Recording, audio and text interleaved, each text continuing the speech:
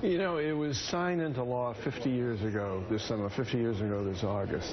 And the emphasis behind the bill, the enactment of the bill at that point in time, was pretty easy in terms of getting people, let's go, let's get this done.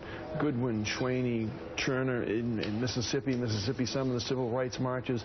How difficult is it now with all of these sort of just under the radar obstacles in places like North Carolina or Texas to get people to pay attention? Well, you're absolutely right that there was these dramatic occurrences in 1964 and 1965 that led to the passage of the Voting Rights Act, things like Mississippi Freedom Summer, things like Selma, Alabama, that really galvanized the nation. And now you're seeing more sophisticated forms of discrimination. It's more complicated. You have to explain to people, why are voter ID laws discriminatory? And you have to look at the data and see that blacks and Hispanics, for example, don't have this government-issued ID in the same way that white voters do, and that there are real barriers to cutting early voting or to shutting down voter registration drives or to repealing reforms that we had. And I just want to say one other thing that Michael Steele brought up, which is a really good point, which is that Republicans do need to talk more about voting rights issues, because I tried to show in my book that the Voting Rights Act has always been a very bipartisan piece of legislation. You know, Nicole, George W. Bush signed the reauthorization of it, and all 4 reauthorizations of the Voting Rights Act in 1970, 1975,